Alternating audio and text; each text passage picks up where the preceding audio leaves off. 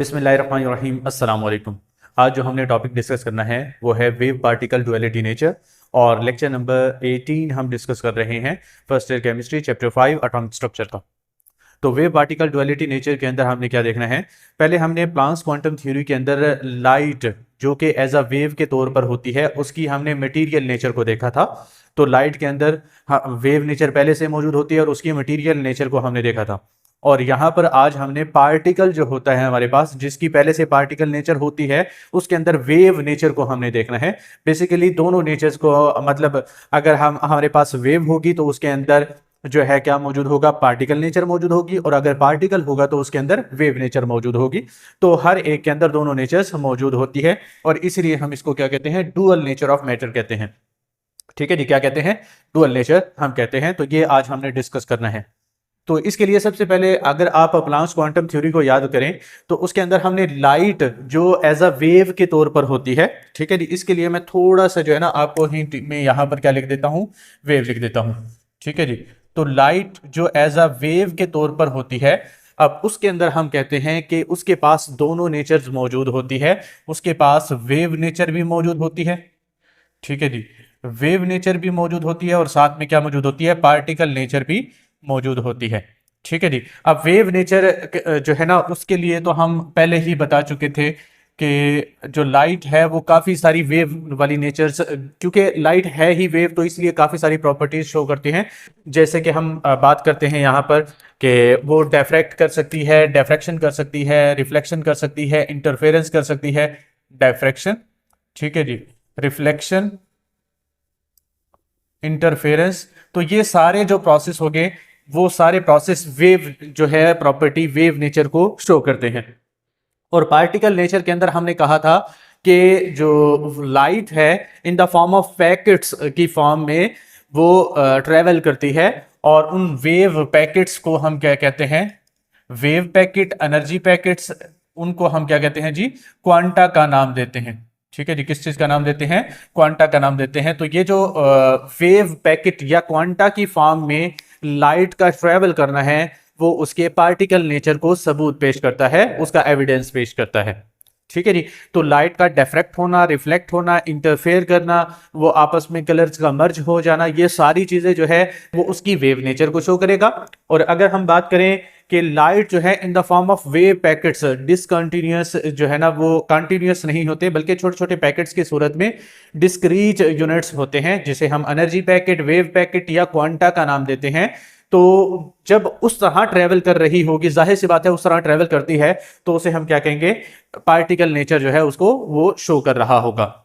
अब हमने देखना है कि मटेरियल जो मौजूद होता है, मटेरियल पार्टिकल्स, उसके अंदर दोनों नेचर्स मौजूद होती है या नहीं होती। उसके लिए लुइस डी ब्रोगली जो फ्रेंच फिजिस्ट था, उसने 1924 के अंदर ये पेश किया था। तो मटेरियल पार्टिकल्स के अंदर या मैटर पार्टिकल्स के अंदर हम काफ़ी सारी चीज़ें जो है वो ऑब्जर्व कर सकते हैं। जैसे कि हमारे पास अगर हम यहाँ पर बात करते हैं कि जैसे इलेक्ट्रॉन है, ठीक है जी, इलेक्ट्रॉन है, प्रोटॉन है, न्यूट्रॉन है, अल्फा पार्टिकल्स हैं। तो छोटे पार्टिकल्स के अंदर हम ज़्यादातर इसको देखते हैं, इलेक्ट्रॉन्स, प्रोटॉन्स, अल्फा पार्टिकल्स कह सकते हैं। ठीक है जी, तो ये लाइक इस तरह के जो पार्टिकल्स होंगे ना उन्हें हम क्या कह रहे हैं कि मटेरियल पार्टिकल्स जो हैं इसके अंदर दोनों नेचर्स मौजूद होती है। उसके अंदर वेव नेचर भी मौजूद होती है, ठीक है जी, क्या मौजूद होती है, वेव नेचर भी मौजूद होती है और उसके अंदर पार्टिकल नेचर भी मौजूद होती है। ठीक है जी, तो दोनों नेचर्स जो है ना वो उसके अंदर मौजूद होती है। अब पार्टिकल नेचर के लिए शायद आपने पहले भी पढ़ा होगा, इसी चैप्टर के अंदर मैंने आपको रिकॉल करवाया होगा कि पार्टिकल नेचर को अगर आपने देखना है ना तो उसके अंदर आप देखें कि उसके पास मोमेंटम मौजूद है या नहीं मौजूद। ठीक है जी, अगर हमने किसी भी चीज की पार्टिकल नेचर को देखना होता है तो उसके अंदर हम क्या देखते हैं, मोमेंटम नेचर को देखते हैं। मुझे याद आ गया, आपको फर्स्ट या सेकंड टॉपिक या थर्ड टॉपिक जो है ना प्रॉपर्टीज ऑफ कैथोड रेज पढ़ाया था मैंने। तो कैथोड रेज के अंदर मैंने कहा था कि उसकी पार्टिकल नेचर भी मौजूद होती है और वहां पर मैंने आपको बताया था कि उसके पास कौन सी नेचर मौजूद होती है, उसके पास मोमेंटम मौजूद होता है, जिसकी वजह से हम कहते हैं कि उसके पास पार्टिकल या मटीरियल नेचर मौजूद है। ठीक है जी, तो यहां पर वेव नेचर कैसे कहेंगे कि उसके पास वेवलेंथ होनी चाहिए, क्या मौजूद होनी चाहिए, वेवलेंथ मौजूद होनी चाहिए। वेवलेंथ की वजह से वो क्या करेगा, डिफ्रैक्ट करेगा, रिफ्लेक्ट करेगा, इंटरफेयर करेगा, ये सारी चीजें जो है ना वो पार्टिकल कर सकता है। ठीक है जी। तो वेव नेचर होनी चाहिए और पार्टिकल नेचर होनी चाहिए। और उसने एक इक्वेशन भी दी थी, इसे हम कहते हैं डी ब्रॉगले इक्वेशन। ठीक है जी, क्या कहते हैं? De Broglie equation.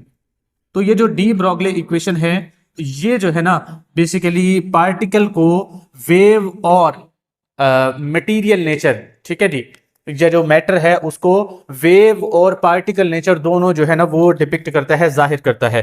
कैसे?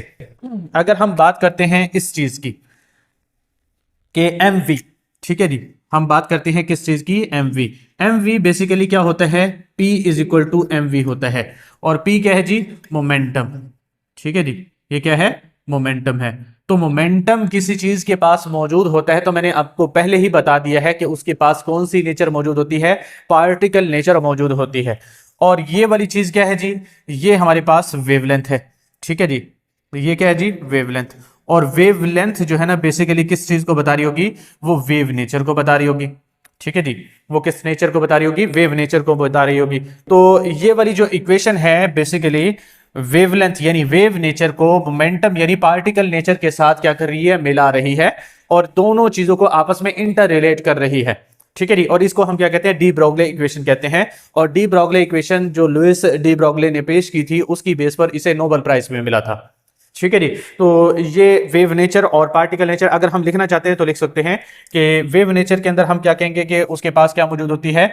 लैम्डा यानी वेवलेंथ मौजूद होती है। ठीक है जी, लैम्डा यानी वेवलेंथ मौजूद होती है। और पार्टिकल नेचर की अगर हम बात करेंगे तो इसके पास मोमेंटम यानी एम वी जो है उसको मतलब मटेरियल नेचर यानी पार्टिकल नेचर मौजूद होती है। ठीक है जी, तो इस तरीके से हम इसको एक्सप्लेन कर सकते हैं। उसके बाद हमने एक इक्वेशन निकालनी है कि ये इक्वेशन जो है हम कैसे निकाल सकते हैं। इक्वेशन निकाल के और फिर हम कुछ चीज़ों की पार्टिकल जो है यानी सॉरी कुछ पार्टिकल्स की क्या करेंगे? वेवलेंथ मालूम करने की कोशिश करेंगे और देखेंगे कि जो बड़े ऑब्जेक्ट्स होते हैं जो आम जिंदगी के अंदर हमें नजर आते हैं उनकी वेव नेचर हमें नजर क्यों नहीं आती? उनकी पार्टिकल नेचर तो नजर आ रही होती है लेकिन उसकी वेव नेचर जो है वो नजर क्यों नहीं आती, वो भी हम देखेंगे। वो बेसिकली जब हम उसकी वेवलेंथ मालूम कर लेंगे ना तब हमें पता चल जाएगा कि क्यों नहीं नजर आती। ठीक है जी, तो चलें ऑब्जर्व करते हैं जी। तो सबसे पहले है जी हम इक्वेशन जो है ना इसको ड्राइव कर लेते हैं, डेरिवेशन कह सकते हैं आप। ठीक है जी, हाँ, तो यहां पर हम हेडिंग दे लेते हैं डेरिवेशन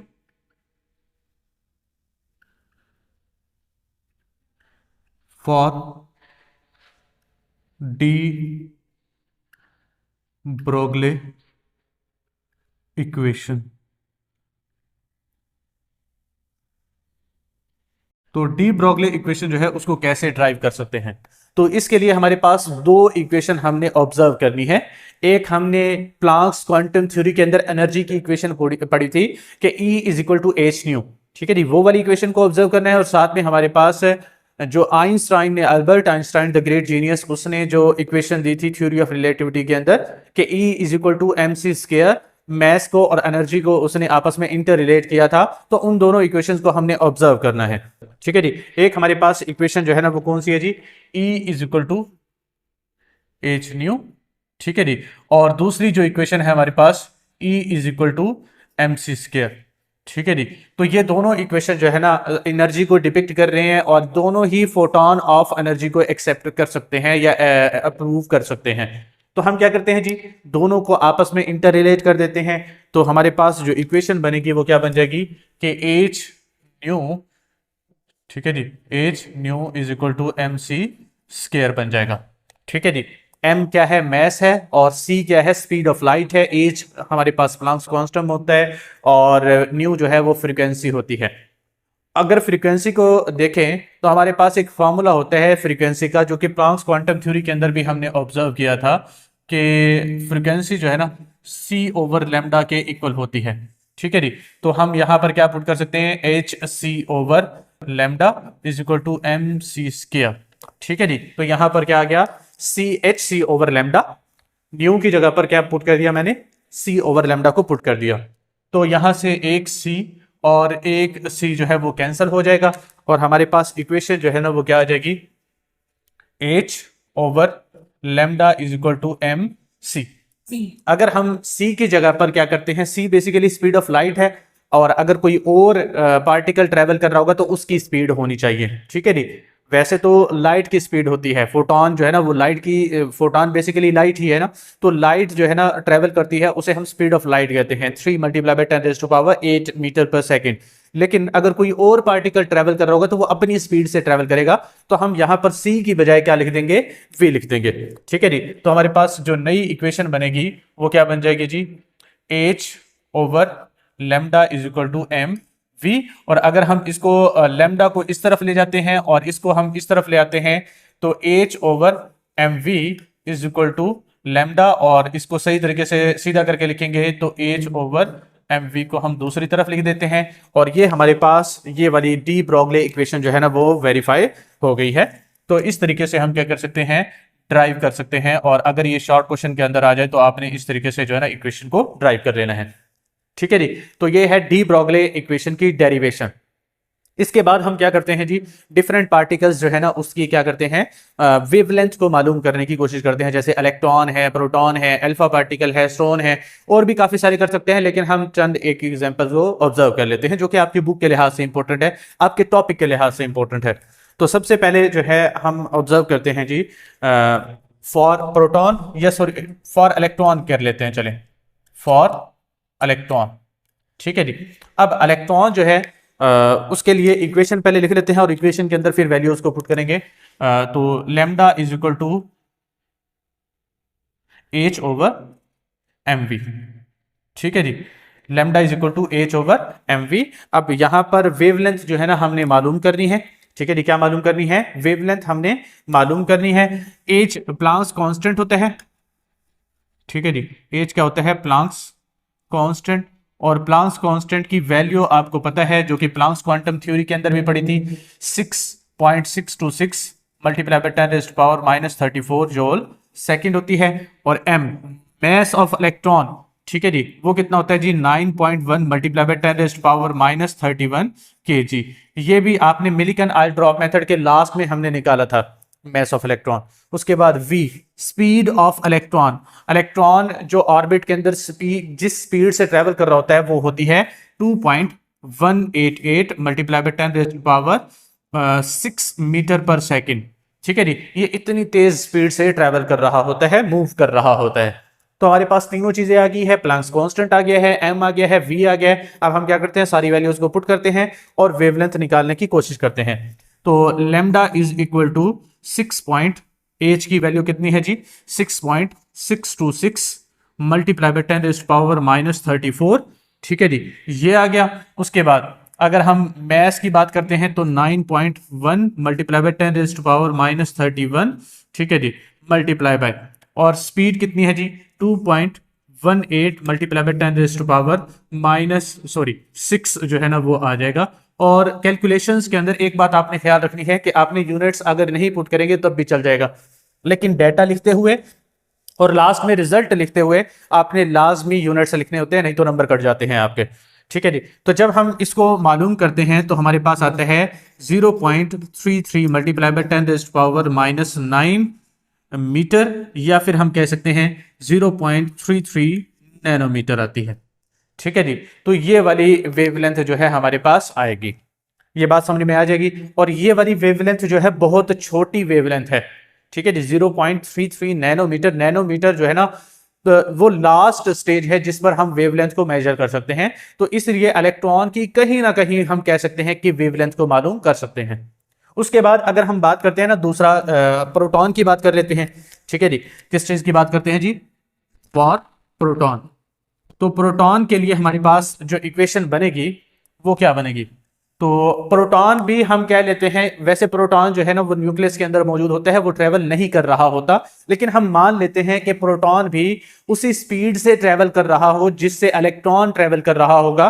तो फिर क्या होगा, तो लेमडा इज इक्वल टू क्या आ जाएगा, फॉर्मूला हम पहले पुट कर लेते हैं, lambda is equal to H over M we, और इसके अंदर सारी वैल्यूज जो है ना वो पुट कर लेते हैं। अब वैल्यूज पुट करने की जरूरत भी नहीं है, ठीक है जी, चले पुट कर लेते हैं। Lambda is equal to 6.626 multiply by 10⁻⁻34 maths जो है ना हम इसका पुट नहीं करते और स्पीड जो है ना वो वही पुट कर लेते हैं 2.18 मल्टीप्लाई बाय 10⁻6। ठीक है जी।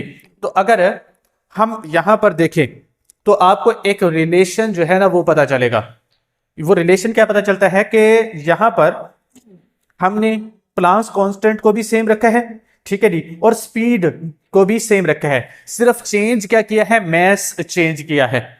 ठीक है जी। और मैस को वेवलेंथ के लिहाज से देखें, आप मैस को वेवलेंथ के लिहाज से देखें तो मैस और वेवलेंथ एक दूसरे के क्या है, इनवर्सली प्रोपोर्शनल है। ठीक है जी। मैस और वेवलेंथ एक दूसरे के क्या है, इनवर्सली प्रोपोर्शनल है। मतलब अगर किसी चीज का मैस ज्यादा होता चला जाएगा तो उसकी वेवलेंथ जो है ना वो कम होती चली जाएगी। अगर किसी चीज का मैस जो है वो इक्वेशन के मुताबिक अगर किसी चीज का मैस ज्यादा होता चला जाएगा तो उसकी वेवलेंथ जो है ना वो कम होती चली जाएगी और उसको हम ऑब्जर्व नहीं कर पाएंगे। मैंने आपको कहा था कि इलेक्ट्रॉन की जो वेव है वो छोटी वेवलेंथ है, इससे छोटी वेवलेंथ को हम ऑब्जर्व नहीं कर पाते। ठीक है जी। तो अगर हम बात करते हैं किस चीज की, प्रोटॉन की, तो हमें पता है, अगर आपको एक पॉइंट पता हो और हमने शायद पहले भी डिस्कस कर रखा है कि प्रोटॉन जो है ना, proton is 1836 times heavier than electron. ये आपको पता होगा। ठीक है, ये हमने पहले भी पढ़ रखा है कि प्रोटॉन जो है ना वो कितना होता है, 1836 टाइम्स हैवियर होता है इलेक्ट्रॉन से। तो आपने अब बात को ऑब्जर्व करना है, थोड़ा सा समझना है इस बात को कि अगर प्रोटॉन 1836 गुना भारी है, उसका मैस ज्यादा है, अगर मैस ज्यादा होगा तो उसकी वेवलेंथ क्या हो जाएगी, कम हो जाएगी, क्योंकि इनवर्सली रिलेट करता है। तो अगर वेवलेंथ कम हो जाएगी तो वो जो 10⁻⁻⁹ में आ रही थी अब वो 10, 11, 12 के अंदर चली जाएगी। 10 वाली को हम कह सकते हैं कि इमेजिनरी थॉट्स के अंदर कह सकते हैं कि हम इसको एक्सपेरिमेंटली वैसे मेजर नहीं कर सकते, लेकिन 10 वाली को हम वैसे मतलब हाइपोथेटिकली मेजर कर सकते हैं इक्वेशंस वगैरह के अंदर। वैसे इसको भी मेजर कर सकते हैं, लेकिन कहीं ना कहीं हम कह सकते हैं कि उसको मेजर कर सकते हैं 10⁻⁻10 को। लेकिन जो 11, 12 वाली है उसको तो कभी भी मेजर हम नहीं कर पाएंगे। तो जब हम 1836 गुना ज्यादा कर देंगे तो होगा क्या कि वेवलेंथ इतनी छोटी हो जाएगी तो उसको हम ऑब्जर्व नहीं कर पाते। इसलिए जो हैवी ऑब्जेक्ट्स होते हैं उसके पास ज्यादातर मटेरियल नेचर ही होती है, हम वेव नेचर को एक्सपेरिमेंटली प्रूफ नहीं कर पाते। ठीक है जी। तो इसके लिए हमें वेरी वेरी लाइट पार्टिकल जो है ना लेने पड़ेंगे, जिसका मैस बहुत कम होगा, जिसका मैस कम होगा उसकी वेवलेंथ ज्यादा होगी और उसको हम ऑब्जर्व कर पाते हैं। ये बातें समझ में आ जाएगी। उसके बाद नेक्स्ट अगर हम बात करते हैं प्रोटॉन के बाद हम किसी और की बात कर लेते हैं, जैसे अल्फा पार्टिकल की बात करनी है। ठीक है जी। ये आपने वैसे जो है ना प्रोटॉन का कोई भी मैस होगा वो आपने पुट करके और वैल्यू निकाल लेनी है। ठीक है जी। और वो निकाल सकते हैं आप। प्रोटॉन का मैस जो है ना हमने मिलिकन आयल ड्रॉप मेथड जो पढ़ा था उसके अंदर एक टेबल बनाया था, उस टेबल में जो है आपने देख लेना है। ठीक है जी। तो आगे जो है ना हम ऑब्जर्व करते हैं कि अल्फा पार्टिकल जो है उसके अंदर वेव जो है वो छोटी हो जाएगी या बड़ी हो जाएगी, वेवलेंथ जो है ना उसको हम ऑब्जर्व कर पाएंगे या नहीं कर पाएंगे। ठीक है जी। तो for alpha particle, for alpha particle, अब अल्फा पार्टिकल की अगर हम बात करते हैं उसके अंदर भी आपने क्या करना है, वही इक्वेशन जो कि हम पहले से ऑब्जर्व कर रहे हैं। H is equal to lambda is equal to H over mv, और लेमडा जो है ना वो किस चीज के खुला जाएगा, 6.626 मल्टीप्लाई बाय 10⁻⁻34 ओवर मैथ जो है ना उसका हम पुट नहीं करते क्योंकि कोई भी हो सकता है। और अगर हम बात करते हैं v की तो 2.18 मल्टीप्लाई बाय 10⁻6। हालांकि ये बहुत ज्यादा स्पीड है लेकिन हम इसी स्पीड को पुट कर रहे हैं ताकि हम जो है ना इंटर रिलेट कर सके, हाँ हम जो है ना एक दूसरे से कंपैरिजन कर सके। ठीक है जी। इसलिए हमने वही स्पीड पुट की है, लेकिन स्पीड ये बहुत ज्यादा है। ठीक है जी। तो इसको हम ऐसे ऑब्जर्व नहीं कर पाएंगे। तो लेकिन हमने क्या किया, प्लांक्स कांस्टेंट और स्पीड को सेम रखा है, लेकिन मैस को जो है ना वो चेंज कर रहे हैं क्योंकि अल्फा पार्टिकल का मैस चेंज होता है। और अल्फा पार्टिकल्स जो है ना उसका मैस कितना होता है, वो होता है 7000 344 टाइम्स हैवियर होता है देन इलेक्ट्रॉन। ठीक है जी, इलेक्ट्रॉन से कितना हैवियर होता है? 7344। इतना ज्यादा अगर भारी होगा तो उसकी वेवलेंथ उतनी ही क्या हो जाएगी? छोटी हो जाएगी। तो हम कह सकते हैं कि जितना कोई चीज भारी होती चला जाएगा तो उसके वेव नेचर को प्रूव करना उतना ही डिफिकल्ट होता चला जाएगा। और लास्ट में एक और आपके बुक के अंदर जो है ना वो बना रखा है, और वो है फॉर स्टोन। ठीक है जी, ठीक है जी, फॉर स्टोन। अब स्टोन की अगर हम बात करते हैं तो हमने 1 ग्राम का स्टोन जो है वो लिया है, और इसकी स्पीड जो है वो कह देते हैं, हम कोई सी भी स्पीड कह सकते हैं, 1 मीटर पर सेकंड की बात कर लेते हैं। ठीक है जी, किसकी बात करते हैं जी? 1 मीटर पर सेकंड से ये ट्रेवल कर रही है 10 मीटर पर सेकंड से। तो मैस जो है ना वो इसका हो जाएगा 1 ग्राम, और अगर केजी में कन्वर्ट करेंगे तो कितना आ जाएगा? 10⁻³ kg आ जाएगा। और स्पीड जो है वो 10 मीटर पर सेकेंड है, और एच जो है ना वो कितना होता है? 6.62 multiply by 10, 626 multiply by 10⁻³ joule second. और अगर हम यहां पर वैल्यू पुट करेंगे, lambda is equal to H/mv। ठीक है जी, तो यहां पर हम वैल्यूज पुट करते हैं और हम वेवलेंथ जो है ना निकालने की कोशिश करते हैं। तो एच कितना है जी? 6.626 मल्टीप्लाई बाय 10⁻³ m। मैस कितने? 10⁻³ और स्पीड कितनी? 10। ठीक है जी, तो ये हम ले लेते हैं। अब यहां पर अगर आप देखेंगे तो ये -3 है, ये ऊपर जाके प्लस हो जाएगा, और ये कितना है जी? 10 है। ठीक है जी, तो ये जो है ना अगर हम इसको कैंसिल करेंगे तो कितना आ जाएगा? 6.626 मल्टीप्लाई बाय 10⁻³ ओवर, अगर डिवाइड में देखेंगे तो यहां पर जो है ना हमारे पास आ जाएगा 10⁻², और जब ऊपर लेके जाएंगे तो 6.626 मल्टीप्लाई बाय 10⁻, ये माइनस का प्लस हो जाएगा, और प्लस इसमें से कैंसिल होगा तो -32 जो है ना क्या आ जाएगा हमारे पास? मीटर इसका यूनिट आ जाएगा। ठीक है जी, यहां पर भी जो भी यूनिट आएगा ना, ठीक है जी, तो मीटर हम लगाया हुआ है। तो अगर आप देखें तो वेवलेंथ को देखें कि कितनी जो है ना वो छोटी हो गई है, कि 10⁻³ मीटर। ठीक है जी, हम क्या कह रहे थे कि 10⁻⁹ तक लास्ट है, फिर 10 को हम कहीं ना कहीं ऑब्जर्व कर सकते हैं, लेकिन जो आगे वाले हैं उनको तो कभी भी ऑब्जर्व नहीं कर सकते। और वो वेवलेंथ कितनी है जी? 10⁻32 है। हालांकि हमने लिया कितने? जस्ट 1 ग्राम स्टोन लिया है। ठीक है जी, और उसको 10 मीटर पर सेकंड की स्पीड से हम ट्रेवल करवा रहे हैं। 1 ग्राम स्टोन बहुत ही छोटा होता है। ठीक है जी, तो हम कह रहे हैं कि नॉर्मल जो बॉडीज होती है ना, ठीक है जी, नॉर्मल बॉडीज जैसे व्हाइट बोर्ड है, दीवारें हैं, या चेयर है, या डस्टर है, या पॉइंटर्स है, तो ये बहुत बड़े ऑब्जेक्ट्स है, इनका मैस बहुत ज्यादा होता है as compare to electron, proton और न्यूट्रॉन के लिहाज से। ठीक है जी, तो इनका मैस बहुत ज्यादा होने की वजह से इनकी वेव नेचर जो है ना बहुत क्या हो जाएगी? कम हो जाएगी, और उसको हम ऑब्जर्व नहीं कर पाएंगे। ठीक है जी, तो अगर हमें किसी की वेव नेचर चाहिए है तो हम मैस बहुत कम रखेंगे, और उसकी स्पीड जो है ना उसको हम ऑब्जर्व कर सकते हैं, लेकिन आपने उसके मैस को जो है ना बहुत कम रखना है। ये बात समझ में आ जाएगी। ठीक है जी, तो ये था हमारे पास वेव पार्टिकल डुअलिटी नेचर या डुअल नेचर ऑफ मैटर। ये दोनों तरीके से लॉन्ग क्वेश्चन आ जाता है, और इंपॉर्टेंट लॉन्ग क्वेश्चन कह सकते हैं कि बाजूकात आ भी जाता है। तो इसके अंदर हमने पहले तो प्लांक्स क्वांटम थ्योरी के बारे में बात कर दी कि वो वेव जो होती है ना, जैसे लाइट है, उसको दोनों नेचर्स की शो करता है। डी ब्रॉगली ने क्या किया था? पार्टिकल जो होते हैं ना उसकी दोनों नेचर को शो किया, और उसके लिए एक इक्वेशन दी, डी ब्रॉगली इक्वेशन। उसके बाद जो है ना हमने डेरिवेशन की डी ब्रॉगली की, फिर उसके बाद for electron, proton, alpha particle और स्टोन, इसके लिए हमने क्या किया? ये सारी इक्वेशंस जो है वो ड्राइव कर ली। उसके बाद एक दो साइंटिस्ट थे, जर्मर और डेविसन, उसने क्या किया था? डी ब्रॉगले ने जो इक्वेशन पेश की थी उसके मुतालिक जो है ना वो क्या किया था? एक्सपेरिमेंटल वेरिफिकेशन की थी। ठीक है जी, एक्सपेरिमेंटल वेरिफिकेशन के अंदर किया क्या था? सिंपल उसने जो है ना कोई भी फिलामेंट जो था ना उससे कैथोड रेज को निकाला था। ठीक है जी, और उसको निकल क्रिस्टल पर गिराया था, और उसकी डायफ्रैक्शन से साबित किया कि जो इलेक्ट्रॉन्स है या जो कैथोड पार्टिकल्स हैं उनके पास क्या मौजूद होती है? वेव नेचर मौजूद होती है। ठीक है जी, क्या नेचर मौजूद होती है? वेव नेचर मौजूद होती है, जिससे उसने किया क्या कि कैथोड्स जो कि ओरिजिनली पार्टिकल नेचर रखते हैं उसके पास वेव नेचर भी मौजूद है, और ये चीज साबित करने पर इन्हें अलग से नोबेल प्राइज मिला था। ठीक है जी, तो ये था हमारे पास टॉपिक, और नेक्स्ट हमने हेजनबर्ग अनसर्टेनिटी प्रिंसिपल डिस्कस करना है। तो मिलते हैं नेक्स्ट वीडियो के अंदर, तब तक के लिए अल्लाह हाफिज।